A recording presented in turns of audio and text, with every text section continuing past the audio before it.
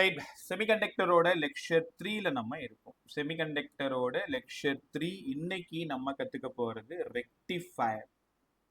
Rectifier, rectification. முதல்ல ரெக்டிஃபிகேஷன்னா என்னன்னு தெரிஞ்சுக்கோங்க. யார் அந்த வேலையை செய்யறாங்களோ அவங்க தான் ரெக்டிஃபயர்.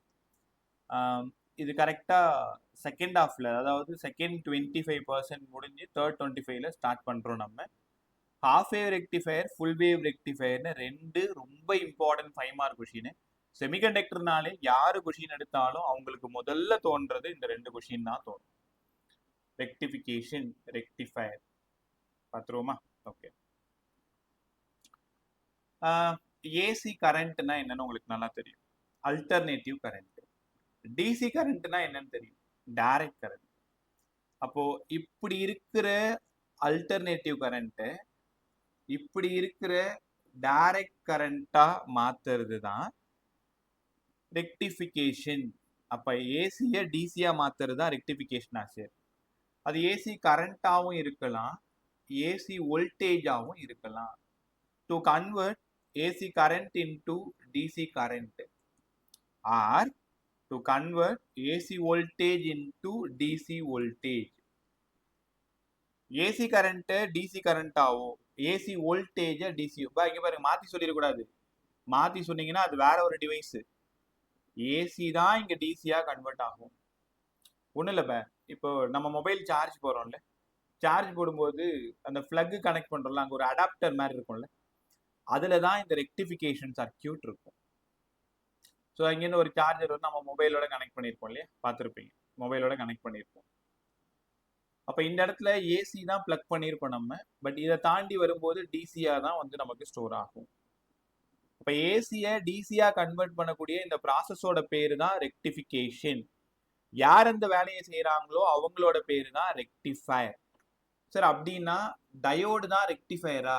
ஆமா, டயோடு ஆக்டர்ஸ் ரெக்டிஃபயர். முதல்ல எல்லாரும் இதை படிங்க. உங்ககிட்ட இனிமேல் ரெக்டிஃபயர்னா யாருன்னு கேட்டா டயோடு தான் சார் ரெக்டிஃபயர்னு சொல்லணும். Marcelin, good evening ma'am. Good evening sir. Right. So diode acts as rectifier முடிஞ்சிடுச்சா? What is rectification? To convert AC current into DC current. என்ன பாரு, நல்லா உட்கார், நல்லா கவனி. To convert AC current into DC current or to convert AC voltage into DC voltage. இதுக்கு ப்ராசஸோட பேரு rectification. யார் அந்த வேலையை செய்யறாங்களோ ரெக்டிஃபயர். Diode acts as rectifier. அவ்வளவுதான். ரெண்டு டைப் ஆஃப் ரெக்டிஃபிகேஷன் நம்ம படிக்க போறோம். ஒன்னு ஹாஃப் வேவ் ரெக்டிஃபயர், இன்னொன்னு full wave rectifier. Full wave ரெக்டிஃபயர்னு சொன்னாலும் சரிதான், இல்லைன்னா இதுக்கு இன்னொரு பேர் கூட இருக்கு, பிரிட்ஜ் ரெக்டிஃபயர். ஃபுல் வேவ்னா 2 டயோடு யூஸ் பண்ணுவோம், பிரிட்ஜ்னா 4 டயோடு யூஸ் பண்ணுவோம். அதான் ரெண்டுமே நான் படிச்சு தான் ஆகணும். ரெண்டு ஒன்று தான். ஃபுல் வேவ்ல என்னெல்லாம் எழுதுறோமோ பிரிட்ஜில் அதே தான் எழுதுவோம். எல்லாமே ஒன்று தான். 100% ஃபுல் வேவ் என்ன எழுதுறோமோ பிரிட்ஜும் அதே தான் எழுதுவோம். என்னன்னா ஃபுல் வேவ்ல 2 டயோடு யூஸ் பண்ணுவோம், பிரிட்ஜில் 4 யூஸ் பண்ணுவோம். சார் அப்போ ஹாஃப் வேவ்ல எத்தனை டயோடு யூஸ் பண்ணுவோம்? ஒரு டயோடு யூஸ் பண்ணுவோம். இதை கூட 1 மார்க்கா கேட்பாங்க போர்டுக்கு. How many diodes R used? எங்க ஹாஃப் வேவ்ல, ஃபுல் வேவ்ல, பிரிட்ஜில். ஹாஃப் வேவா இருந்தா ஒரு டயோடு தான் பயன்படும், ஃபுல் வேவா இருந்தா 2 டயோடு, பிரிட்ஜா இருந்தா 4 டயோடு. முதல்ல டயோடு எப்படி சார் இருக்கும்? ஒரு பி ஒரு என், இது சேர்ந்தது தான் பிஎன் ஜங்ஷன் டயோடு. இந்த டாபிக்கோட பேரு பிஎன் ஜங்ஷன் டயோடு. பி இருக்கு, என் இருக்கு, ரெண்டும் மீட் பண்ற ஒரு ஜங்ஷன் இருக்கு, அதனால பிஎன் ஜங்ஷன் டயோடு. சிம்பிள் எப்படி சார் எழுதணும்? இந்த மாதிரி போட்டா இதுக்கு பேரு தான் பிஎன் ஜங்ஷன் டயோடு. இவனும் ஒண்ணுதான். எக்ஸ்பிளைன் பண்றதுக்கு லெஃப்ட்ல இருக்கிற டயக்ராம், சிம்பிள் போறதுக்கு ரைட்ல இருக்கிற டயக்ராம். இந்த பக்கம் பி, இந்த பக்கம் N. PN junction diode, PN junction diode. ரைட்டா? Erin, good evening ma'am. Sound check பண்ணிக்கோ. ஏரின், குட் ஈவினிங் பே. Monica SK, good evening ma'am.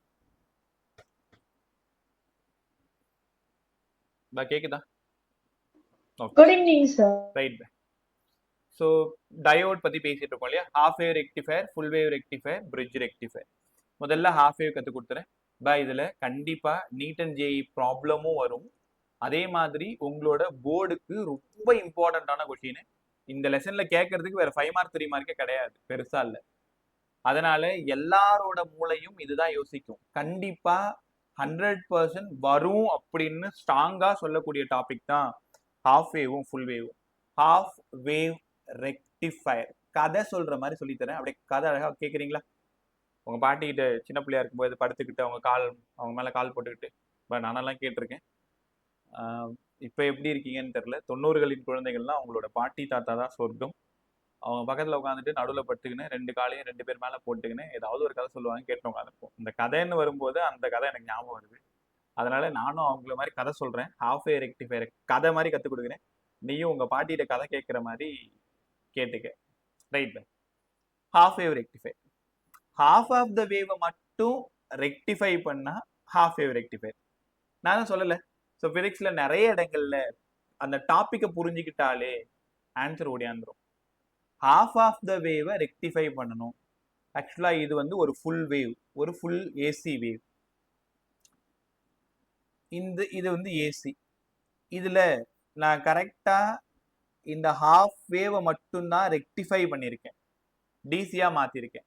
Second half நான் ரெக்டிஃபை பண்ணல.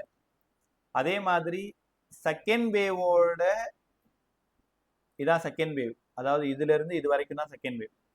செகண்ட் வேவோட ஃபர்ஸ்ட் மட்டும்தான் ரெக்டிஃபை பண்ணியிருக்கேன், செகண்ட் நான் பண்ணல.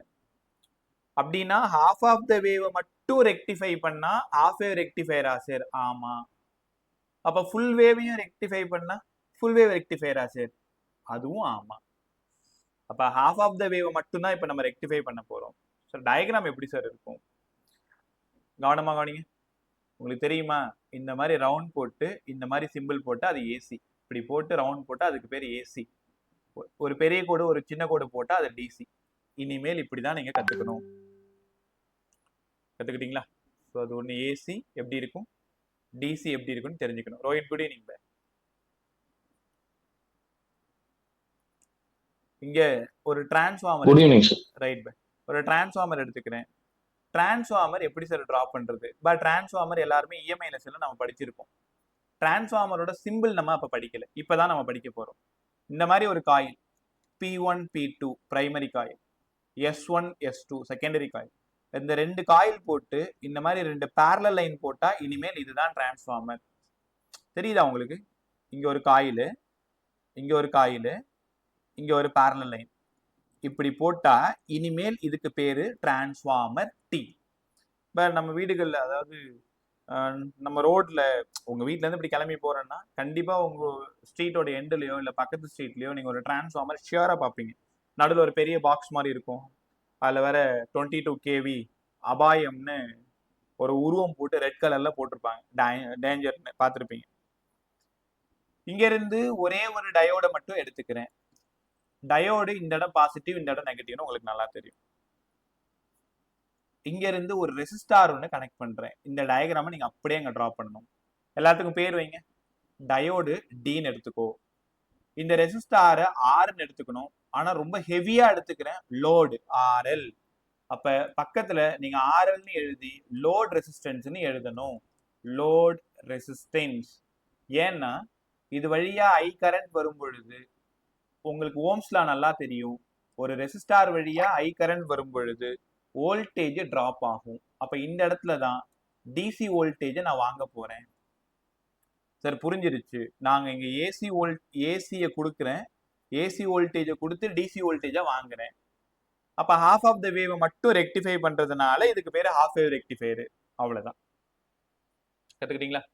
இது கன்ஸ்ட்ரக்ஷன் டயக்ராம் சொல்லிடணும். டிரான்ஸ்ஃபார்மர்ல P1 P2 S1 S2 primary coil, secondary coil. Secondary coil எடுத்துட்டு போயிட்டு டயோடோட பாசிட்டிவோட கனெக்ட் பண்ணியிருக்கேன், S2 எடுத்துட்டு போயிட்டு டயோடோட நெகட்டிவோட கனெக்ட் பண்ணியிருக்கேன், த்ரூ ஆர்எல் வழியா கனெக்ட் பண்ணியிருக்கேன்னு மானே தேனே பொன்மானேன்னு போட்டு கதை எழுதிக்கோ. ஸோ கதை எழுதுறது கரெக்டாவே இருக்கும். படம் பார்த்து கதை சொல்லிட்டியா? அங்கிருந்து ஆர்எல்பி த லோட் ரெசிஸ்டன்ஸ் தெரிஞ்சிருச்சு. சரி, இது எப்படி ஒர்க் பண்ணுதுன்னு கற்றுக் கொடுங்களேன். முதல்ல நான் என்ன பண்றேன், ஒரு ஃபுல் வேவ் இருக்குல்ல, அந்த ஃபுல் வேவை ஃபர்ஸ்ட் ஹாஃபை மட்டும் அனுப்புறேன். இந்த ஃபர்ஸ்ட் ஹாஃபை மட்டும் இங்க அனுப்புறேன். ஃபர்ஸ்ட் ஹாஃப்னா உனக்கு நல்லா தெரியுது, இது பாசிட்டிவ், இது பி சைடு. பி சைடுக்கு பாசிட்டிவ் கொடுத்தா யாராவது யோசிக்காம டக்குன்னு சொல்லுங்க, என்ன பயஸ் இது? ஃபார்வர்டா ரிவர்ஸா? Forward, sir. Forward bias. Forward பைஸ்ல கண்டக்ஷன் பாசிபிளா? Yes, sir. கண்டிப்பா கண்டக்ஷன் பாசிபிள். அங்க கண்டக்ஷன் இருக்கும். ரைட்டா? Anees good evening. Good evening, sir. During first half cycle. During first half cycle. இப்படி டாபிக் கொடுத்துக்கணும். ஃபர்ஸ்ட் ஆஃப் சைக்கிள்ல கண்டிப்பா diode forward bias. Diode forward bias. During first half cycle diode forward பைஸா இருக்கிறதுனால conduction possible. Conduction takes place. இப்போ இந்த இடத்துல conduction நல்லாவே நடக்குது. நான் என்ன எழுதி தரணும் அதை படிச்சுட்டு போய் எந்த புக்கை வேணாலும் எடுத்து பார்த்துக்கோ. அதே தான் அவங்களும் சொல்லியிருப்பாங்க. So during first half cycle diode act as a forward bias. So conduction takes place.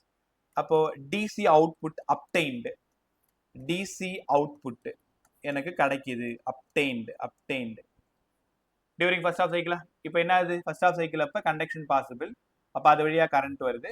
இந்த ரெசிஸ்டார் வழியாக கரண்ட் போகும்பொழுது இந்த லோட் ரெசிஸ்டன்ஸ்ல எனக்கு டிசி அவுட்புட் கிடைக்குது. இது during first half cycle. During negative half cycle, second half சைக்கிள்ல என்ன சார் நடக்க போகுது? இன்னும் சூப்பரா இருக்கு பாருங்க. டியூரிங் நெகட்டிவ் ஆஃப் சைக்கிள் பாருங்க. இது மேல இருந்தா பாசிட்டிவ், கீழே இருந்தா நெகட்டிவ். நெகட்டிவ் ஆஃப் சைக்கிள பி சைடுக்கு கொடுக்குறேன். யாரா சொல்லுங்க. பி சைடுக்கு நெகட்டிவ் கொடுத்தா அது என்ன பயஸ்? Reverse bias. ரிவர்ஸ் பயஸ்ல கண்டக்ஷன் பாசிபிளா? Not possible, sir. Conduction possible இல்லைன்னா அவுட்புட் கிடைக்குமா? கிடைக்காது. அவ்வளவுதான். அப்ப அந்த இடம் எம்டியா இருக்கு. டியூரிங் நெகட்டிவ் ஹாஃப் சைக்கிள் பா இப்படிதான் நீங்க தனித்தனியா எழுதணும். திருத்துறவங்களுக்கு ஈஸியா இருக்கும். அந்த கீயை பார்த்து பார்த்து மார்க் போட்டுருவாங்க. During negative half cycle diode act as a reverse. Diode வந்து ரிவர்ஸ் பயஸா இருக்கும். கண்டக்ஷன் நடக்குமான்னு கேட்டா கண்டக்ஷன் நாட் பாசிபிள், இல்ல impossible. Not possible. Conduction possible கிடையாது சார். அதனால டிசி அவுட்புட் கிடைக்குமான்னா 0 கிடைக்காது. அவ்வளவுதான் முடிஞ்சிருச்சு. அப்ப கிராஃப் எப்படி சார் இருக்கும்? நீங்களே பாருங்க. கிராஃப் முதல்ல ஏசி எடுத்துக்கிட்டா பை தான் ஏசி. இது ஒரு வேவ் பை. ஒரு பாசிட்டிவ் ஆஃப் சைக்கிள் ஒரு நெகட்டிவ் ஆஃப் சைக்கிள் சேர்ந்தது தான் ஒரு சைன் வேவ். ஒரு வேவ்னா 360 டிகிரி. இந்த இடம் 0, π/2, π, 3π/2, 2π, ஒரு லாம்டா ஃபுல்லா, ஒரு டைம் பீரியடு இது வரைக்கும் இருந்தா அது ஒரு வேவ்.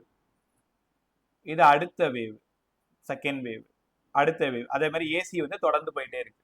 இது இன்புட்டு. இந்த இடம் இன்புட்னு எழுதிக்கணும். இதுக்கு கீழே இதுக்கு நேராவே அவுட்புட்னு எழுதணும். அவுட்புட்ல பாருங்க. இதுக்கு நேரா ஒரு கோடு போட்டுக்கோ. ஃபர்ஸ்ட் ஆஃப் சைக்கிள்ல எனக்கு அவுட்புட் கிடைக்குது. ஆமா சார் அவுட்புட் கிடைச்சிருக்கு. செகண்ட் ஆஃப் சைக்கிள்ல diode act as a reverse bias. Second half சைக்கிள்ல ரிவர்ஸ் பயஸா இருக்கிறதுனால டிசி அவுட்புட் 0. அப்ப இந்த இடம் வெறும் ஃபிளாட் ஆயிடும். இந்த இடத்துல எதுவுமே கிடையாது. டிசி வந்து இங்க கண்டிப்பா 0வா தான் இருக்கும். அடுத்தது மறுபடியும் during first half cycle. First half சைக்கிள்ல எனக்கு அவுட்புட் கிடைக்கும். செகண்ட் ஆஃப் சைக்கிள்ல அவுட்புட் 0. இப்படிதான் நீங்க டயக்ராம் போடணும். இது ஏசி இன்புட்டு. இந்த இடம் டிசி அவுட்புட்டு. சரி, ஹாஃப் ஆஃப் த வேவ் மட்டும் என்ன பண்ணிருக்கு?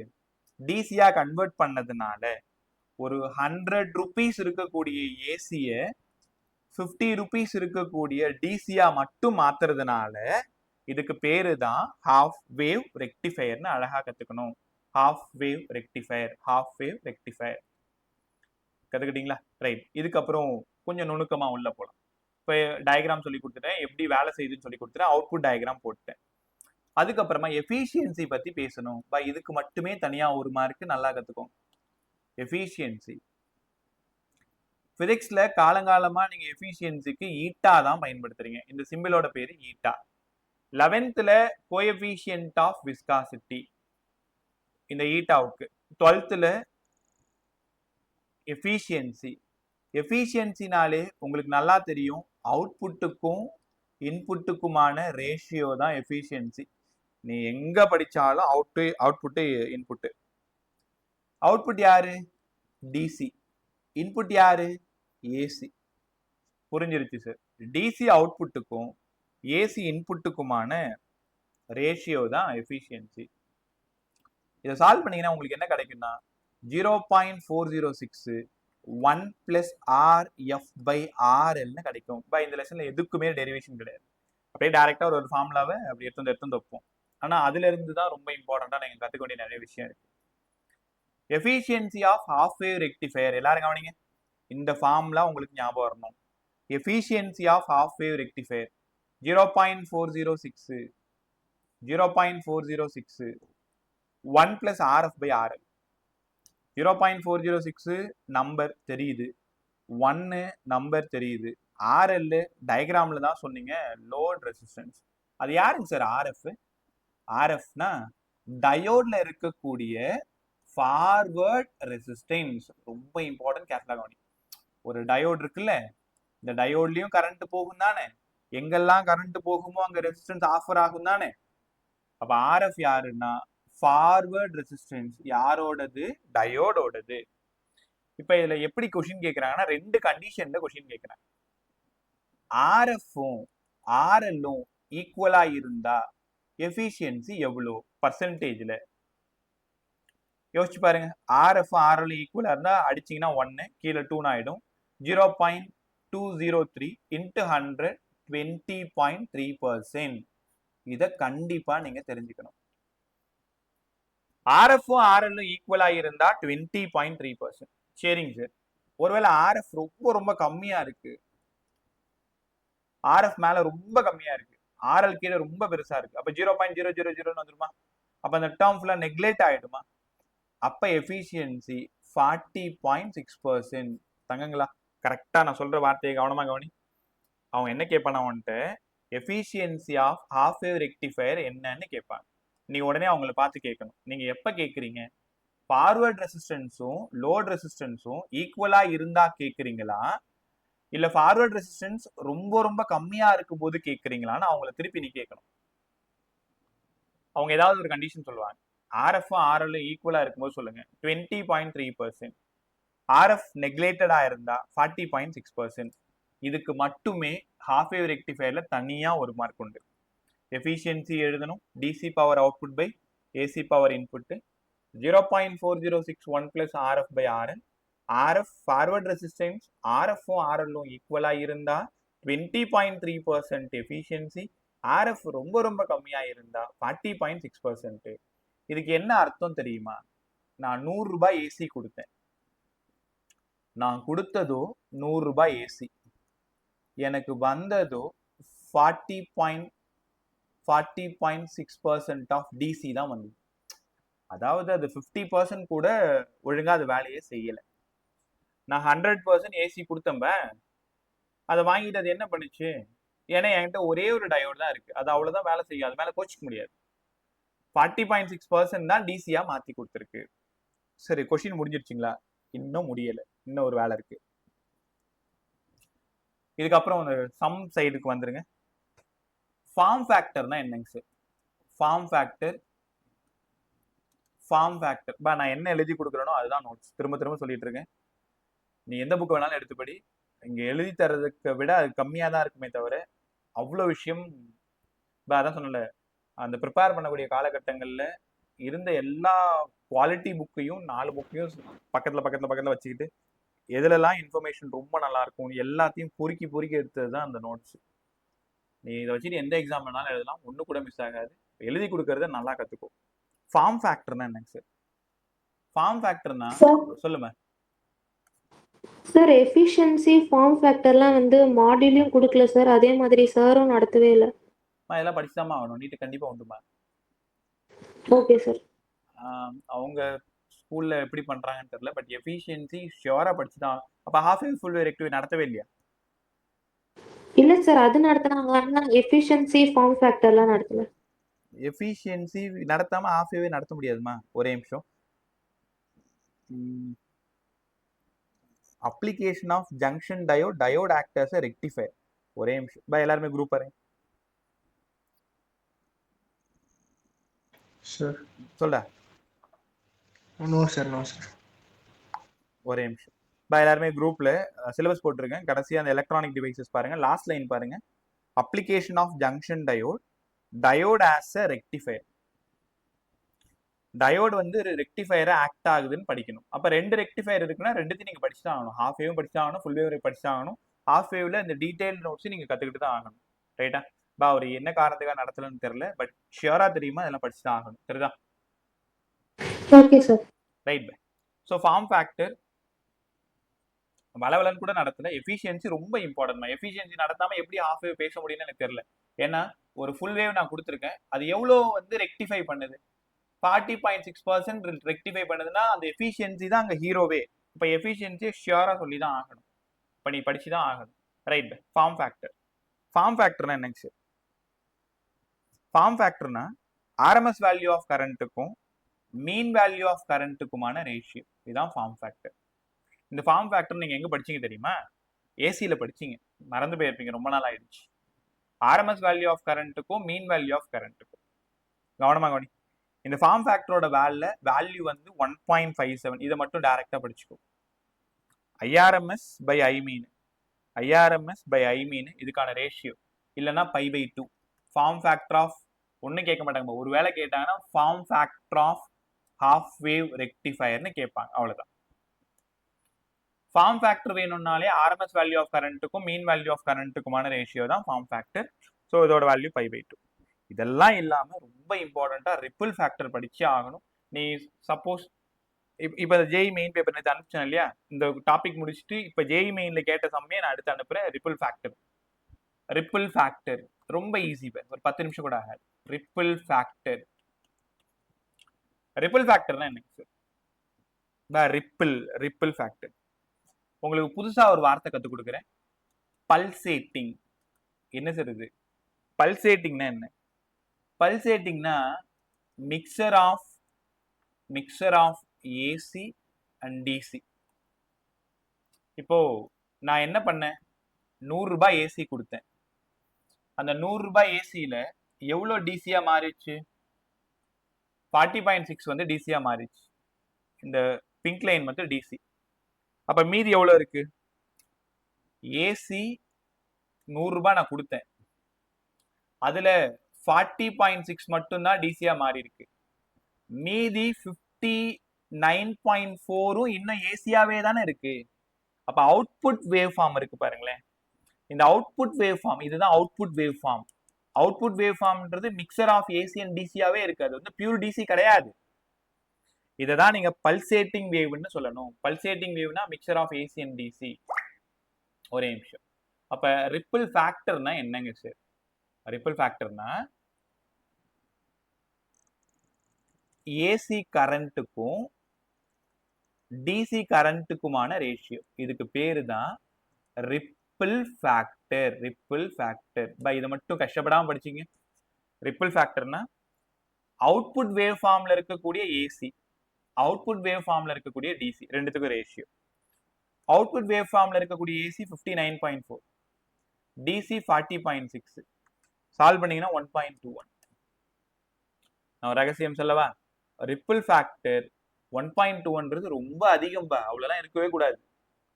ரிப்பிள் ஃபேக்டர் அதிகமா இருந்தா எஃபிஷியன்சி கம்மியா இருக்கும். பாருங்க, எஃபிஷியன்சி வெறும் 40.6 தான். ஒழுங்காவே வேலை செய்யல. நான் கொடுத்தது 100 ரூபாய், அது எனக்கு அவுட்புட்டா கொடுத்தது வெறும் 40.6 தான் கொடுத்தது. அப்ப அதுக்கு என்ன காரணம்? ரிப்பிள் ஃபேக்டர் இங்க அதிகமா இருக்கு. அப்ப ரிப்பிள் ஃபேக்டர் அதிகமா இருந்ததுன்னா எஃபிஷியன்சி கம்மியா இருக்கும். முதல்ல எல்லாரும் படிச்சிட்டீங்களா? Ripple factor of half wave ரெக்டிஃபயர்னாலே உனக்கு 1.21 ஞாபகம் வரணும். 1.21. இதை விட முக்கியமான விஷயம் ரிப்பிள் ஃப்ரீக்வன்சி. கவனி. ஹாஃப் வேவோட ரிப்பிள் ஃப்ரீக்வன்சி. ஹாஃப் வேவோட ரிப்பிள் ஃப்ரீக்வன்சி. ரிப்பிள் ஃப்ரீக்வன்சினா ஒமேகான்னு எடுத்துக்கணும். இந்த லெசன்ல ரிப்பிள் ஃப்ரீக்வன்சி ஒமேகா. நீங்க எவ்வளோ ஏசி இன்புட் ஃப்ரீக்வன்சி கொடுத்தீங்களோ அதுதான் ஹாஃப் வேவோட ரிப்பிள் ஃப்ரீக்வன்சி. ஒன்றும் இல்லை, ஒரு பேச்சுக்கு டயக்ராமுக்கு வா. நம்ம வீடுகளில் வரக்கூடிய ஏசி கரண்டோட ஃப்ரீக்வன்சி எல்லாருக்கும் தெரியும். நான் சொல்லி கொடுத்துருக்கேன், 50 ஹெர்ட்ஸ். உங்க என்ட்ரன்ஸ்ல மீட்டர் பாக்ஸ் இருக்கும் இல்லையா? அதுல சில பேர் வீட்டில் 240 வோல்ட் இருக்கும், சில பேர் வீட்டில் 440 வோல்ட் இருக்கும். எதுவா இருந்தாலும் ஃப்ரீக்வன்சி 50 ஹெர்ட்ஸ் தான் இருக்கும். இந்தியாவை பொறுத்த வரைக்கும் ஏசினாலே 50 ஹெர்ட்ஸ் தான். அப்போ ஹாஃப் வேவ் ரெக்டிஃபையரோட ரிப்பிள் ஃப்ரீக்வன்சி எவ்வளோன்னு கேட்டா நீ தான் சொல்லணும் 50 ஹெட்ஸ். ஏன் 50 ஹெட்ஸ்? அவங்க ஏசி இன்புட் ஃப்ரீக்வன்சி நீ என்ன கொடுத்தியோ அதுதான் இங்க ரிப்பிள் ஃப்ரீக்வன்சி. குழப்பிக்கிறதுக்கு ஒண்ணுமே இல்லை, ஒரே கொஷின் தான், 1 மார்க்கோ இல்லைனா நீட் சம்மோ. ஹாஃப் வேவ் ரெக்டிஃபையரோட ரிப்பிள் ஃப்ரீக்வன்சி எவ்வளோ? கொஷின்ல இன்புட் ஃப்ரீக்வன்சி 100 ஹெட்ஸ், அப்ப ripple frequency 100 hertz. Input frequency 50 hertz, ripple frequency 50 hertz. ரைட்டா? இது வரைக்கும் நீங்க டீடைல்டா ஹாஃப் வேவ் படிச்சு தான் ஆகணும். பை இது உங்க நீங்க கத்துக்க வேண்டிய விஷயம் தான். இது எக்ஸ்ட்ரா எதுவுமே சொல்லி தரல. Efficiency, ripple frequency. ரைட்டா? ஸோ மற்ற ஸ்கூல்ல நடத்தும் போது கொஞ்சம் கவனிச்சு பாருங்க, அங்கேயும் எஃபிஷியன்சி ரிப்பிள் ஃப்ரீக்வன்சிலாம் டீச் பண்றாங்களான்றது பார்த்துட்டு என்கிட்ட சொல்லுங்க. ரைட்டா? ஹாஃப் வேவ் சூப்பரா முடிச்சுமா? ஒரு டைம் ரிவைஸ் பண்ணிக்கோ. ஹாஃப் ஆஃப் த வேவை மட்டும் ரெக்டிஃபை பண்ணா half wave rectify. During first half cycle diode forward, negative half cycle diode reverse. First half சைக்கிள்ல கண்டக்ஷன் பாசிபிள், அவுட்புட்டு கிடைக்கும். செகண்ட் ஹாஃப்ல அவுட்புட்டு கிடைக்காது. ஃபேர் அவுட்புட் டயக்ராம், ஃபர்ஸ்ட்ல மட்டும் அவுட்புட் கிடைக்கும், செகண்ட்ல கிடைக்காது. அடுத்து ஃபர்ஸ்ட்ல கிடைக்கும், செகண்ட்ல கிடைக்காது. அப்படியே போயிட்டே இருக்கும். எஃபிஷியன்சி ஃபார்ம்ல அவுட்புட்டுக்கும் இன்புட்டுக்குமான ரேஷியோ எடுத்தீங்கன்னா 0.406 1 + RF/RL. இந்த வேல்யூ கூட சொல்லலையாமா? கண்டிப்பா 40.6 சொல்லியிருப்பாங்களே அர்ஜிதா. சார் அவங்க வந்து காம்பனன்ட்ஸும் ஒர்க்கிங் பிரின்சிபலும் தான் சார் சொன்னாங்க. எஃபிஷியன்சி 40.6 உங்க என்சிஆர்டிலே இருக்குமா? 40.6 எடுத்து பாருங்க, கிளாஸ் முடிஞ்சதும். Efficiency of half wave 40.6. அது எப்படி வந்ததுன்னு நீட் பிசிக்ஸ் அண்ட் ஜேஇ பிசிக்ஸ்ல இதை படிச்சு தான் ஆகணும். 0.406 / 1 + RF/RL. ஆனா உங்களுக்கு என்சிஆர்டில என்ன பண்ணிருப்பாங்கன்னா RF நெக்லேட்டட்னு வெறும் 40.6 மட்டும் தான் கொடுத்துருப்பாங்க. ஆனா நம்ம ரெண்டு கண்டிஷன் படிக்கணும். RF RL ஈக்குவலா இருக்கிறதுனால 20.3% படிக்கணும். அங்கிருந்து ஃபார்ம் ஃபேக்டர் போகணும், RMSக்கும் மீனுக்கும் π/2. ரிப்பிள் ஃபேக்டருக்கு போகணும். ரிப்பிள் ஃபேக்டர்னா ஏசி கரண்ட்டுக்கும் டிசி கரண்ட்டுக்கும் அவுட்புட் வேவ் ஃபார்ம்ல, இன்புட்ல கிடையாது. அவுட்புட் வேவ் ஃபார்ம்ல மிக்ஸ் ஆயிருக்கும். உனக்கு புரியுதா? மிக்ஸ் ஆயிருக்குன்னா நான் கொடுத்த 100 ரூபாயும் 100% டிசியா மாறல, 40.6 தான் மாறி இருக்கு. இப்ப mixture of AC and DC தான் பல்சேட்டிங். அந்த பல்சேட்டிங் வேவ் ஃபார்ம்ல இருக்கக்கூடிய ஏசி கரண்ட்டும் டிசி கரண்ட்டுக்குமான ரேஷியோ 1.21. ரிப்பிள் ஃப்ரீக்வன்சி நமக்கு ஆபத்து, அது தேவையில்லாத ஒரு விஷயம். ரிப்பிள் ஃப்ரீக்வன்சி அதிகமா இருந்தாலே நம்ம சரியா வேலை செய்ய மாட்டோம், எஃபிஷியன்சி கம்மியாயிடும். அப்ப ripple frequency equal to AC input frequency. கத்துக்கிட்டீங்களா? ஸோ இவ்வளோ நேரம் நீங்க கத்துக்கிட்டது ஹாஃப் வேவ். இதை பார்த்து அப்படியே காப்பி அடிச்சிங்கன்னா ஃபுல் வேவ். ஸோ காப்பி அடிச்சிருவோமா? ஒரே நிமிஷம். Full wave rectifier, full wave rectifier. Right by full wave rectifier. ஒரே ஒரு டயோட் மட்டும் பயன்படுத்தினா ஹாஃப் வேவ், 2 டயோட் பயன்படுத்தினா ஃபுல் வேவ். இது எவ்வளவு சம் தெரியுமா கேட்டிருக்காங்க? இங்க பாருங்க, முதல்ல diagram.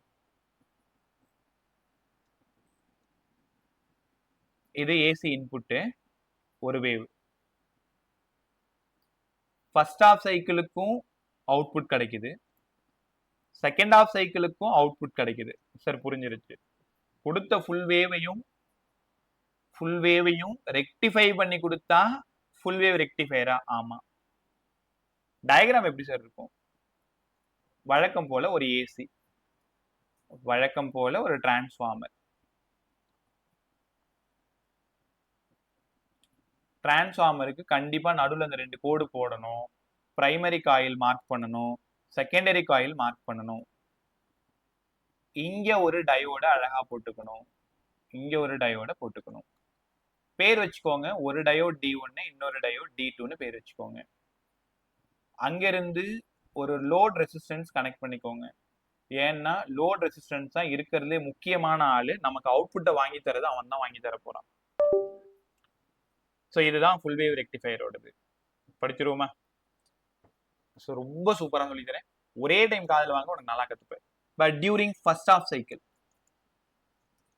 During positive half cycle, positive half சைக்கிள்னா இதோ இதான் மேல இருக்கிறது தான். அப்ப இந்த இடம் பாசிட்டிவ் ஹாஃப் சைக்கிளா? ஃபர்ஸ்ட் டயோட்ல பாசிட்டிவ் ஹாஃப் சைக்கிள் போச்சுன்னா செகண்ட் டயோட்ல நெகட்டிவ் தான் போகும். அப்ப நீங்களே ஒரு முடிவுக்கு வாங்க. டியூரிங் ஃபர்ஸ்ட் ஹாஃப் சைக்கிள்ல எந்த டயோடு ஃபார்வர்டு, எந்த டயோடு ரிவர்ஸ்? பாயத்தர D1 forward, D1 forward, D2 reverse. அவ்வளவுதான், அழகா சொல்லிட்டீங்க. Sir during first half cycle D1 forward bias. கண்டிப்பா இதை எழுதணும். அவங்க டிக் பண்ணும்போது டிக் பண்ணிட்டு உனக்கு மார்க் கொடுத்துருவாங்க. D1 ஃபார்வர்ட் பயஸ்ல இருக்கு, D2 ரிவர்ஸ் பயஸ்ல இருக்கு. அப்ப இங்க கண்டக்ஷன் யாரால possible? D1 னாலயா D2 வாலயா? D1 sir. D1. D1 னால கண்டக்ஷன் பாசிபிள், D2 வால கண்டக்ஷன் இருக்காது. அப்ப D1 ல இருந்து கரண்ட் இங்க வருது. அப்ப கரண்ட் வர்றதுனால இங்க எனக்கு VDC கிடைக்கும், அதாவது DC வோல்டேஜ் எனக்கு கிடைக்கும். இப்ப டியூரிங் ஃபர்ஸ்ட் ஆஃப் சைக்கிள்ல D1 forward bias, conductivity possible, output we get obtained. முடிஞ்சிச்சா? ஓகே, அப்படி டயக்ராம்ல பார்த்துக்கோங்க. டியூரிங் நெகட்டிவ் ஆஃப் சைக்கிள், பொறுமையா கவனி. டியூரிங் நெகட்டிவ் ஆஃப் சைக்கிள், அதாவது D1க்கு நெகட்டிவ் கொடுக்குற, அப்ப தானாவே D2க்கு என்ன போயிடும்? பாசிட்டிவ் போயிடும். நீங்களே அந்த கதையை முடிச்சிருங்க. During negative half cycle, so during negative second half எப்படி வேணாலும் சொல்லிக்கோ. பதில் சொல்லுங்க. எந்த பயஸ் ஃபார்வர்ட், எந்த bias reverse? D1 reverse. D1 reverse, D2 forward sir. D2 forward.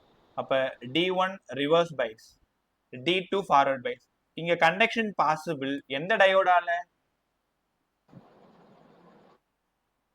Conduction possible எந்த டயோடால? D1 D2? D2 sir. D2ல கண்டக்ஷன் பாசிபிள். எங்கெல்லாம் ஃபார்வர்ட் பயஸ் இருக்கு? நேத்து அந்த பேசிக் கத்துக்கிட்டு அதுக்கு தான் கத்துக்கிட்டோம். ஃபார்வர்ட் பயஸ்ல கண்டக்ஷன் பாசிபிள், ரிவர்ஸ் பயஸ்ல கண்டக்ஷன் பாசிபிள் கிடையாது. ரைட்டா? இப்போ டயக்ராம் கத்துக்கோங்க. ஏசி, நான் ஒரு 2 வேவ் ஃபார்ம் போட்டுக்கிறேன். அதே மாதிரி DC, positive negative, positive negative. இப்போ இங்கே தான் கதையில் ஒரு சின்ன ட்விஸ்ட்டு. ஃபர்ஸ்ட் ஆஃப் சைக்கிள்லையும் அவுட்புட் கிடைக்குது, செகண்ட் ஆஃப் சைக்கிள்லையும் அவுட்புட் கிடைக்குது, அடுத்த வேவோட ஃபர்ஸ்ட்லேயும் கிடைக்குது, அடுத்த வேவோட செகண்ட்லேயும் கிடைக்குது. எனக்கு பதில் சொல்லுங்க. இங்கே டிக் பண்ணுறேன்ல, இந்த இடத்துல நான் எந்த டயோடோட பேர் எழுதணும்? அதை சொல்லிட்டா நீ புட்சாலி. D1 D2? D1 sir. ஃபர்ஸ்ட்ல D1, செகண்ட்ல D2 sir. அடுத்தது D1. D1. அடுத்தது D2. ஓகே, கவனமா கவனி. இந்த இடத்துல வழக்கமா பசங்க பண்ற தப்பு என்னன்னு நான் சொல்லிடுறேன். உங்களுக்கு நான் கத்துக் கொடுக்கும் பொழுது D1 D2 எங்க மார்க் பண்ணியிருக்கேன்? சர்க்கியூட்ல D1 D2 எங்க மார்க் பண்ணியிருக்கேன்? உனக்கு புரிஞ்சது சொல்லு. மேல கேளுன்னு கூட சொல்லேன். பேசினாதான் நீங்க என்ன தப்பு பண்ணுவீங்க, அதை பண்ணக்கூடாதுன்னு என்னால சொல்லி தர முடியும். டயக்ராம்ல நான் மார்க் பண்ணது D1 எந்த டயோடுக்கு மார்க் பண்ணிருக்கேன்? மேல இருக்கு. ஆமா, மேல இருக்கக்கூடிய டயோட், டாப்ல இருக்கிற டயோட். D2 கீழே இருக்கிற டயோட். ஒருவேளை உங்க எக்ஸாம் ஹால்ல வர்ற பேப்பர்ல அவங்க கீழே இருக்கிற டயோட D1 ஆகவும் மேல இருக்கிற டயோட D2 ஆகவும் கொடுத்திருந்தாங்கன்னா இந்த அவுட்புட் வேவ் ஃபார்ம் என்ன ஆயிருக்கும்?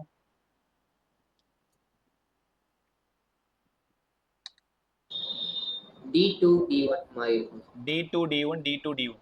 அப்ப இப்பவும் சொல்றேன், இந்த தப்பை நீ பண்ணிடவே கூடாது.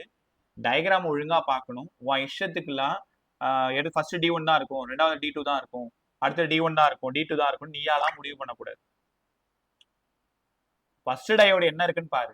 D1 இருந்தா இங்க ஃபர்ஸ்ட் வேவ் ஃபார்ம் D1 தான் இருக்கும்.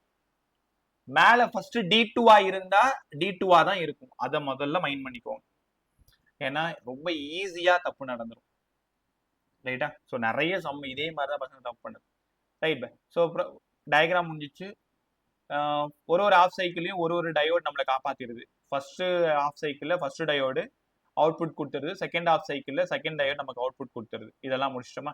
நேரம் அங்கிருந்து நம்ம போற இடம் efficiency, form factor, ripple factor முடிச்சதும் பிரிட்ஜ் போயிடலாம். பிரிட்ஜ் நடத்தினாராமா ஹர்ஜிதா, ரிஷிகா? Yes sir. பிரிட்ஜ்னா நான் Semiconductors ஸ்டார்ட் பண்ணாங்க. ரைட். சரி, இங்கே கத்துக்கோ, அவங்க கத்துக் கொடுக்கறதுக்கு முன்னாடி அங்கே போயிடலாம். ஹரிசங்கர், உங்க கிளாஸ்ல நடத்த ஆரம்பிச்சிட்டாங்களா? யமுனா, யோகிதா, மார்சிலின், ஆலன் பசங்க, அனீஸ் உங்க ஸ்கூல்ல செமிகண்டக்டர் முடிச்சாங்களா? இல்ல சார். இன்னும் முடிக்கல. அப்ப ரிவிஷன் அம்மா சொல்லியிருந்தாங்கடா 10ஆம் தேதி என்ன ஸ்டார்ட் பண்றாங்கன்ட்டு. எப்ப ஸ்டார்ட் பண்றாங்க இது சார் ரிவிஷன்? எப்ப ஸ்டார்ட் பண்றாங்க ஸ்கூல்ல? டெஸ்டா சார்? ரிவிஷன் ஸ்டார்ட் பண்றதா சொல்லியிருந்தாங்களே. நெக்ஸ்ட் வீக்லேருந்து நினைக்கிறேன் சார். சரி பே, சரி நான் லாஸ்ட்டாக போகும்போது பேசலாம். நான் கேட்கறதுக்கு மட்டும் கரெக்டாக சொல்லிடுறேன்ட்டு அதுக்கு தகுந்த மாதிரி ரிவிஷன் பிளான் பண்ணிப்போம். வேற மோனிகா எஸ்கே உங்கள் ஸ்கூலில் முடிச்சாங்களாமா? சார் உங்கள் ஸ்கூலில் செமிகண்டக்டர் முடிச்சாங்களா? எங்கள் ஸ்கூலில் போர்ஷன்ஸ் முடிச்சிட்டாங்க சார். இல்லை செமிகண்டக்டர் முடிச்சாங்களான்னு கேட்குறாரு. Yes sir. ரைட் பே. ஸோ அவங்க நடத்தும்போது half wave full wave bridge இதெல்லாம் பேசினாங்களா? பேசினாங்க சார், நீட்க்கு இருக்கிறனால பேசினாங்க. ரைட் பே. பா நீங்கள் எந்த ஸ்கூல் சென்னையில்? சைத்தன்யா சார். சைத்தன்யா. ஓகே. வேற யார்கிட்ட கேட்கணும்? ஏரின் உங்களுக்கு இன்னும் முடிக்கல இல்லையாம்மா? ஏரின் ஓகே ரைட் பா. நிஷாந்தினி உங்களுக்கு ஃபர்ஸ்ட் வால்யூம் தான் முடிச்சிருக்காங்க. ரோஹித் உனக்கு முடிச்சாங்களாடா ஏசி? Yes sir. செமிகண்டக்டர் முடிச்சாங்களா? Yes sir. ரைட் பா. பத்மாஷினி கேவிலம்மா? இல்ல சார், இன்னும் முடிக்கல. ஓகே சரி பா, நம்ம பார்த்துருவோமா. ஜெரோம் உங்களுக்கு இன்னும் முடிக்கல? சார் என்ன சார்? உங்களுக்கு என்ன போர்ஷன் கம்ப்ளீட் பண்ணல? ஓகே ஓகே ரைட் பா. முடிக்கல சார். ஓகே எஃபிஷியன்சிக்கு வந்துடலாமா? ஸோ உங்களுக்கு ஒரு சின்னதாக ஒரு 2 minutes ரெஸ்ட் கிடைக்குமே தான் பேசினேன். எப்படி சமாளிச்ச பார்த்தீங்களா? வாங்க. Efficiency eta. எப்போவுமே எஃபிஷியன்சினாலே டிசி அவுட்புட்டுக்கும் ஏசி இன்புட்டுக்குமான ரேஷியோ. சரிங்க சார், தெரிஞ்சிருச்சு. அங்கே 0.406 அப்படியே 2 × 2 பண்ணிக்கோங்க. 0.812 1 + RF/RL பை எஃபிஷியன்சி. எந்த ஸ்கூலில் நடத்தலனாலும் நீ கண்டிப்பாக இதை படித்து தான் ஆகணும். 0.812 1 + RF/RL. வழக்கம் போல RF-உம் RL-உம் ஈக்குவலாக இருந்தா 40.6%. ஏன் தெரியுதா? 1/1 1 1 + 1 2 எனிதிங் பை 2 அப்படியே டிவைட் ஆகிடுது, பாதி ஆகிடுது. 40.6%. RF ரொம்ப ரொம்ப கம்மியாக இருக்குது RL விட. நெக்லேட் பண்ணியிருப்போம் 81.2%. NCERT-ல டார்க் பண்ணியிருப்பாங்க இந்த 81.2-ஐயும் 40.6-ஐயும். அவங்க அந்த கண்டிஷன்லாம் சொல்லியிருக்க மாட்டாங்க. So efficiency of full wave rectifier 81.2. இப்போ கூட பாருங்களேன், நான் 100 ரூபாய் கொடுத்தேன், நீங்கள் 81.2 ரூபாய்க்கு தான் எனக்கு டிசியாவே மாற்றி கொடுத்துருக்கீங்க. அதுலேயும் நீங்கள் வந்து 100% ஒர்க் பண்ணலை. இன்னும் 18.8% வந்து ஏசி டிசியாக மாறாமல் அப்படியே இருக்கு. 81.2 தான் இங்கே டிசியாக மாறி இருக்கு. ரிமைனிங் ஏசியாவே அங்கே இருக்கு. அப்போ மறுபடியும் ரிப்பிள் ஃபேக்டர் பார்த்துருவோமா? இப்போ ரிப்பிள் ஃபேக்டர் வேணும்னா ரிப்பிள் ஃபேக்டர்னா பல்சேட்டிங் அவுட்புட்டு. பல்சேட்டிங் அவுட்புட்டில் இங்கே பாருங்க, இது வந்து ஃபுல் ஏசி. நான் டிசியாக மாற்றிருக்கிறது இங்கே பாருங்க, இதுதான் டிசியாக மாற்றிருக்கேன். இந்த பிங்க் லைன் தான் டிசியாக மாற்றிருக்கேன். இந்த பிங்க் லைன் வந்து வெறும் 81.2 தான். இந்த 100ல இருந்து இந்த 81.2 மைனஸ் பண்ணிட்டீங்கன்னா 18.8% இன்னும் அங்கே ஏசி மிக்ஸ் ஆகிருக்கு. The mixture of AC and DC, அதுதான் பல்சேட்டிங். அப்போ ரிப்பிள் ஃபேக்டர் அப்படின்னா ஐஏசிக்கும் ஐடிசிக்குமான ரேஷியோ. இப்போ மேலே 18.8 81.2 சால்வ் பண்ணிங்கன்னா நம்பவே மாட்டேன், இவ்வளோ வேல்யூ கம்மியாக இருக்கும். 0.48. நான் உனக்கு ஆரம்பத்தில் என்ன சொல்லி கொடுத்தேன்? ரிப்பிள் ஃபேக்டர் கம்மியாக இருக்கிறது தான் நல்லது. ரிப்பிள் ஃபேக்டர் அதிகமாக இருந்தால் நமக்கு எஃபிஷியன்சி சரியாக இருக்காது. அப்போ ஃபுல் வேவ் ரெக்டிஃபயரில் ரிப்பிள் ஃபேக்டர் கம்மியாக இருக்குது, அதனால எஃபிஷியன்சி அதிகமாக இருக்குது. ரைட்டா? அப்போ இந்த இடத்துல ரிப்பிள் ஃப்ரீக்வன்சி வேணா என்ன சார் பண்ணுறது? ரிப்பிள் ஃப்ரீக்வன்சினா ஒமேகாவா? இது என்ன வேவ் ஃபார்மு? Full wave ரெக்டிஃபயரா?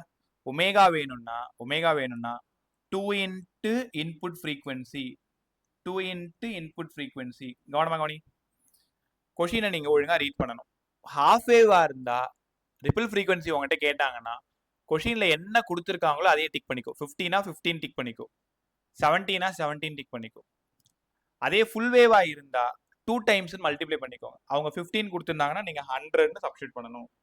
அவங்க 100 கொடுத்துருந்தாங்கன்னா நீங்கள் 200ன்னு கொடுக்கணும். ரைட்டா? ஸோ அதை புரிய வைக்கிறதுக்கு நான் குரூப்பில் ஒரு சம் ஒன்று அனுப்புகிறேன். அதை பார்த்தா உனக்கு ரொம்ப நல்லா புரிஞ்சிடும். ஒரே நிமிஷம் எல்லாரும் குரூப் பாருங்க. நான் கற்றுக்கிறது நல்லா கற்றுக்கிட்டு போங்க. தோ முடிச்சிட்டோம்.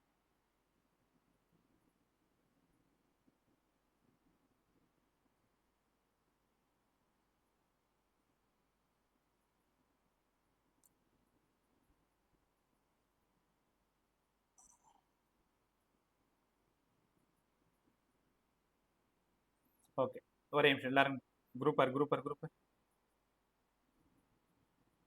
2 கொஷின் அனுப்புறேன். 51 52 51 52 ரெண்டுத்துக்குமே ஆன்சர் சொல்றது தான் ரொம்ப ரொம்ப நல்லது.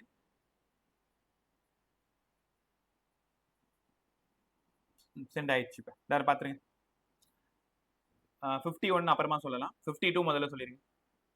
52 ரீட் பண்ணு, எல்லாருமே ரீட் பண்ணு. If a full wave rectifier circuit, the operating frequency 50 Hz. Operating frequency na input frequency. Full wave rectifier வேற கொடுத்துட்டான். The fundamental frequency in ripple frequency கேக்குறாங்க. Answer 100 Hz sir. 100 Hz. உங்களுக்கு புரிஞ்சிச்சா இந்த சமயம் எப்படி அப்ரோச் பண்ணணும்ட்டு? அதே half wave இருந்தா 50 அப்படியே டிக் பண்ணணும். கத்துக்கிட்டீங்களா எல்லாருமே? half wave இருந்தா 50 டிக் பண்ணணும். full wave இருந்ததுன்னா 2 into 50 100. கத்துக்கிட்டீங்களா? ரைட். அடுத்தது மேல ஒரு சம் இருக்கு பாருங்க, 51 இருக்கு பாருங்க. கேர்ஃபுல்லா வாணி. ஃபர்ஸ்ட் சம்ல மேல ஒரு டயோட் D1, கீழே ஒரு டயோட் D2. இப்போ வேவ் ஃபார்ம் எழுதணும். எது கரெக்டா இருக்கும்னு நினைக்கிறீங்க? A full wave rectifier circuit along with the input and output voltage shown in figure, then output due to diode 2. Diode 2 யாரா இருக்கும்னு கேக்குறாங்க. எதுமா? BNB. சூப்பரா சொன்னீங்க, BND. ஒன்றும் இல்லை, சப்போஸ் பார்க்காதவங்களுக்கு சொல்லி தரேன். டயக்ராம் பாருங்க, இப்படி கொடுத்துருக்காங்க. இப்போ அவங்க மேலே D1 கொடுத்துருக்காங்க, கீழே D2 கொடுத்துருக்காங்க. D2ஓட வேவ் ஃபார்ம் எதுன்னு கேட்குறாங்க. D2ஓட அவுட்புட், D2ஓட அவுட்புட் யாரா இருப்பான்னு கேட்குறாங்க. இங்கே பாருங்க, இங்கே போட்டு ஏன்னு கொடுத்துருக்காங்க, இங்கே போட்டு பின்னு கொடுத்துருக்காங்க, இங்கே சின்னு கொடுத்துருக்காங்க, இங்கே டின்னு கொடுத்துருக்காங்க. அப்போ இதில் D2 யாரால் அவுட்புட் கிடைக்குது? செகண்ட் ஹாஃப் தான் D2. செகண்ட் ஹாஃப்னா பியும் டியும் தான் D2ஓடது, ஏவும் சியும் தான் D1ஓடது. செம்ம ஈஸி இந்த லெசன். கற்றுக்கிட்டீங்களா? ஸோ இவ்வளோ தான் ஃபுல் வேவ் ரெக்டிஃபயர். இந்த ஃபுல் வேவ் ரெக்டிஃபயர் இவ்வளோ நேரம் என்ன படிச்சிங்களோ அதே தான் திரும்ப படிக்க போறீங்க. பிரிட்ஜ் ரெக்டிஃபயர், ஃபுல் வேவும் பிரிட்ஜும் ஒன்று தான். டயக்ராம் மட்டும் போட்டு காமிக்கிறேன், மீதி எல்லாம் அதே தான். பிரிட்ஜ் ரெக்டிஃபயர் எப்படி சார் ட்ரா பண்றது? பொறுமையாக கவனி. 4 டயோட் பயன்படுத்தினா பிரிட்ஜ், 2 டயோட் பயன்படுத்தினா ஃபுல் வேவ், 1 டயோட் மட்டும் யூஸ் பண்ணா half wave. 40.6% half wave, 81.2% full wave, 81.2% bridge. full wave என்னெல்லாம் படிச்சியோ அதே தான் bridge, எதுவுமே மாறாது. என்னதான் சார் மாறும்? டயக்ராம் மட்டும்தான் மாறும். அங்க 2 டயோடு, இங்க 4 டயோடு. இதுல இன்னும் சூப்பரா இருக்கும், நல்லா கத்துக்கிட்டு போங்க.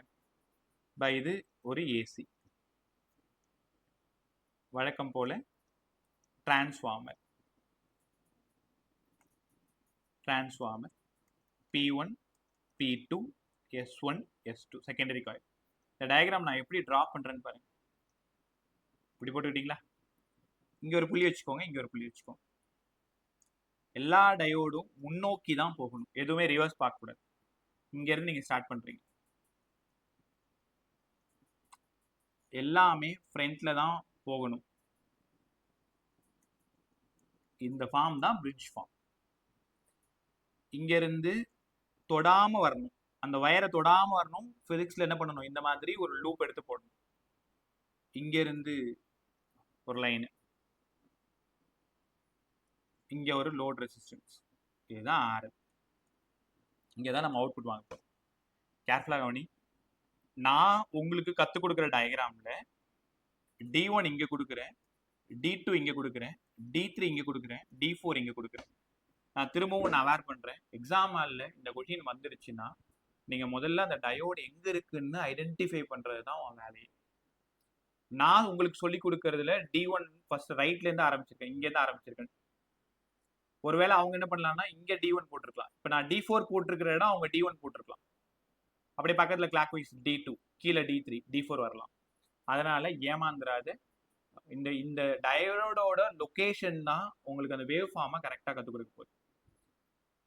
During positive half cycle. இதுல வேற பெருசா படிக்கிறதுக்கு ஒண்ணுமே இல்லை, அவுட்புட் வேவ் ஃபார்மை நல்லா கத்துக்கணும். நல்லா கத்துக்கிறீங்களா?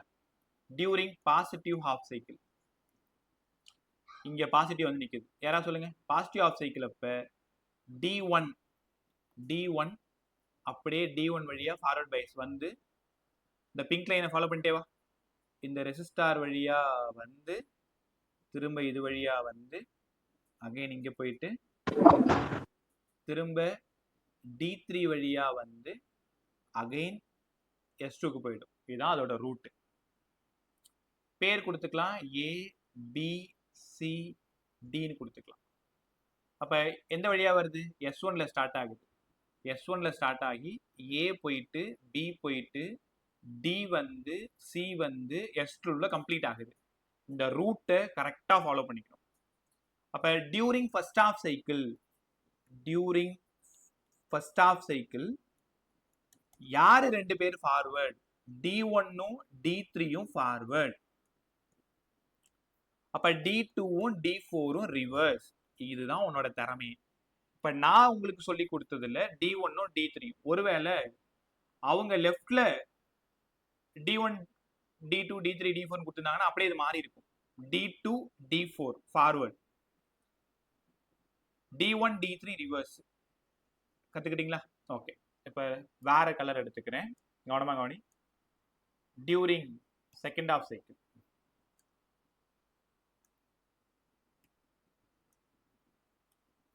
சைக்கிள் அப்ப இங்க பாசிட்டிவ் இருக்கும், இங்க பாசிட்டிவ் இருக்கும், மேல நெகட்டிவ் இருக்கும். நீங்க பாசிட்டிவ் தான் பார்க்கணும். டியூரிங் செகண்ட் ஆஃப் சைக்கிள்ல மேல நெகட்டிவ் கீழே பாசிட்டிவ். அப்படி கேர்ஃபுல்லா கவனி.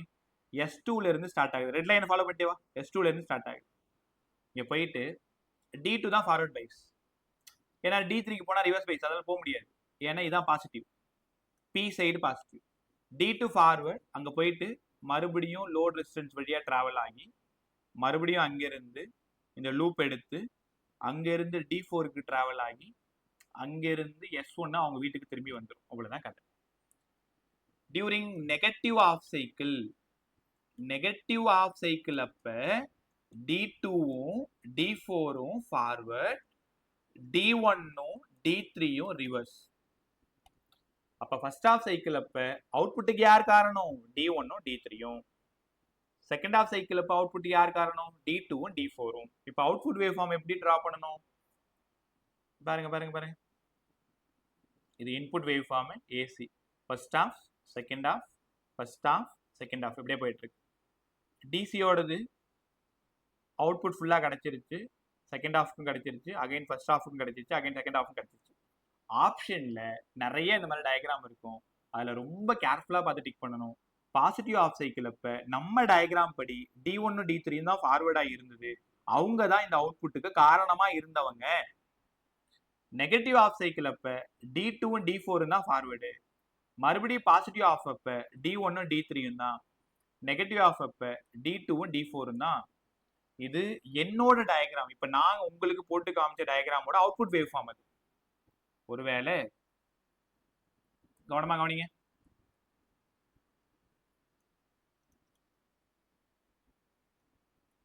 இங்க D1 எடுத்துக்கிட்டேன், இங்க D2 எடுத்துக்கிட்டேன், இங்க D3 எடுத்துக்கிட்டேன், இங்க D4 எடுத்துக்கிட்டேன். இப்படி உனக்கு அவங்க டயக்ராம் கொடுத்திருந்தாங்கன்னா இந்த டயக்ராம் என்ன ஆயிருக்கு? நேரா சொல்லுங்க, என்ன ஆயிருக்கும்?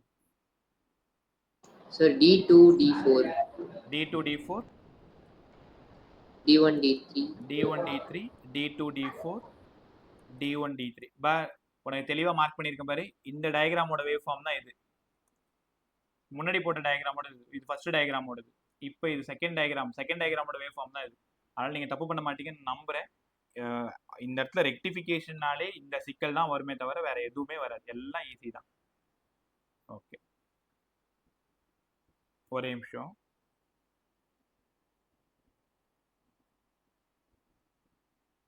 எல்லாரும் குரூப் பாருங்க. குரூப் இது கரெக்டா சொல்றேன்னா நீங்க கிளம்பிடலாம். அவ்வளவுதான், முடிச்சாச்சு. நாளைக்கு வந்தீங்கன்னா லாஜிக் கேட் முடிச்சுட்டு ஹாப்பியா என்ன பண்ணிடலாம், 12th சூப்பரா முடிச்சிடலாம். சம் நம்பர் 48 டயக்ராம் பார்த்து சொல்லுங்க. 48ல இன்புட்டை எங்க கனெக்ட் பண்ணணும், அவுட்புட்டை எங்க கனெக்ட் பண்ணணும்னு கொடுத்துருக்காங்க. இங்க இருக்கு டயக்ராம், இதோ இருக்கு. நம்ம போட்டிருக்க அதே டயக்ராம், அவங்க அதே டயக்ராம் போடல. மேல A கொடுத்துருக்காங்க, ரைட்ல D, C, B கொடுத்துருக்காங்க. நான் போட்டு காட்டவா? எல்லாரும் முதல்ல குரூப் பார்த்துட்டு சம்ம பார்த்துட்டே இருக்கு. அவங்க கொடுத்துருக்கிற டயக்ராம்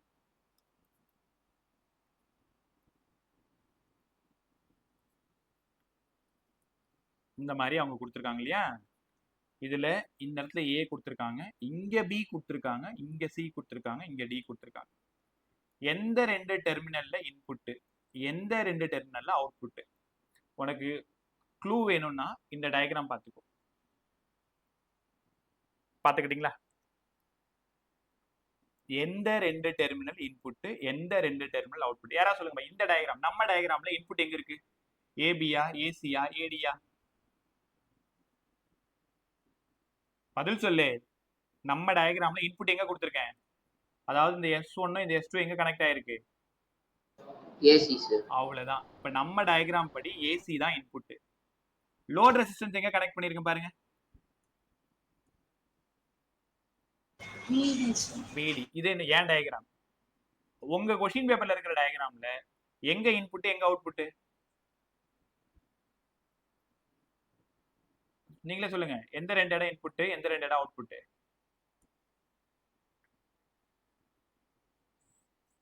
அது இன்புட் ஏசி, அவுட்புட் பிடி. அவ்வளவுதான். அப்ப ஆப்ஷன் 1 தான் ரைட். இதுதான் ஸ்பெஷல் டைப்ஸ் ஆஃப் டயோட்ல கேட்கிற சம். பிரமாதமா கேட்கிற சம். இதை கூட கேட்பாங்க. அதே மாதிரி இது D1, இது D2, இது D3, இது D4 ஆ இருந்தா அவுட்புட் வேவ் ஃபார்ம் எப்படி இருக்குன்னு கேட்பாங்க.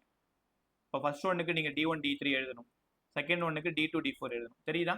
ஏன்னா during positive half cycle route இப்படி வரும், இப்படி வந்து இப்படி வந்து இப்படி வந்து திருப்பி இப்படி போய் மறுபடியும் இப்படி வந்து மறுபடியும் இப்படி போயிடும். சூப்பரா இருந்துச்சா? Right by. ஸோ இதோட எஃபிஷியன்சி எவ்வளோ? இதோட efficiency 0.812 by 1 plus RF by RL தான். RFும் RLும் ஈக்குவலா இருந்ததுன்னா 81.2 தான். RF ரொம்ப ரொம்ப கம்மியா இருந்ததுன்னா தப்பன்ட்டேன், 40.6. இது 81.2%. அதே ripple factor 2 times of input frequency full wave. Ripple frequency equal to input frequency half wave. தெரியுதா? ஸோ அவ்வளோதான் half wave rectifier, full wave rectifier. உங்ககிட்ட ஒரு கேள்வி, ரெக்டிஃபயர்னா என்ன?